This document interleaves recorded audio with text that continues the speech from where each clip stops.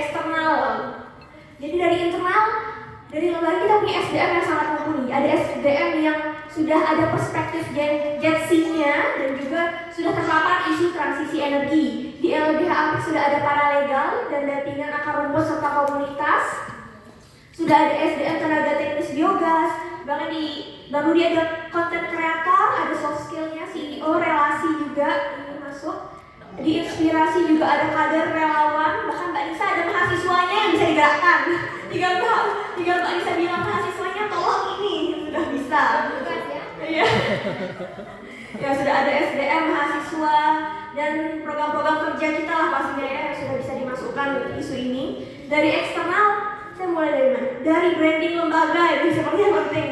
Masing-masing lembaga kita sudah punya branding yang dikenal juga. Ada jejaring pendukung, punya mitra-mitra jejaring lainnya yang bisa mendukung kerja-kerja kita. Jaringan-jaringan baik di tingkat pemerintah daerah, nasional maupun internasional, bahkan swasta. Ada jejaring akademisi, kampus, ada research and development teknologi. Selanjutnya, tantangan juga kita bagi baik dari tantangan di internal maupun tantangan di eksternal. Tantangan internal ada gap knowledge atau gap pengetahuan. Kita saja mungkin di komunitas atau lembaga masing-masing ada perbedaan pemahaman ya, apalagi jika harus masuk lagi isu baru, pasti belum semuanya mungkin apa. Jadi ada gap pengetahuan di sana dan juga mungkin kita belum ada mobilitas ataupun pemetaannya. Bagaimana kita harus menggerakkan SDM yang kita punya, bagaimana untuk bisa bekerja untuk mainstreaming JC ini dan kerja-kerja yang lainnya. Selanjutnya juga ada akses yang kurang fleksibel bagi disabilitas. Jadi kemungkinan besok-besok mungkin kalaupun ada materi-materi ya Pak, ada materi-materi yang bisa memang aksesibel untuk ragam disabilitas lainnya.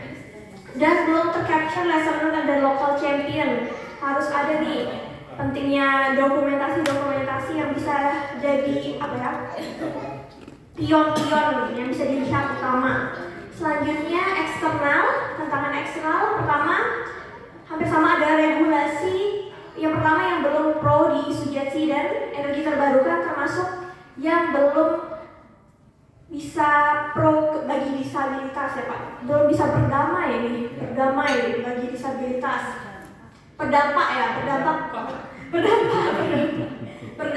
Belum ada regulasi yang pro JC dan berdampak juga bagi disabilitas. Selanjutnya ada kesulitan untuk melakukan pendekatan dengan instansi yang bergerak dalam sumber energi ini, sumber energi terbarukan. Dan memang pentingnya itu political will ya, karena tanpa ada keinginan ataupun kemauan politik dari para pemangku jabatan ini untuk melihat isu ini sebagai isu prioritas yang dengan perspektif JC, ya pasti akan susah bagi kita kerja-kerja kita nantinya. Harus ada kemauan dari pemerintah untuk melihat isu ini penting dan melibatkan seluruh bagian masyarakat.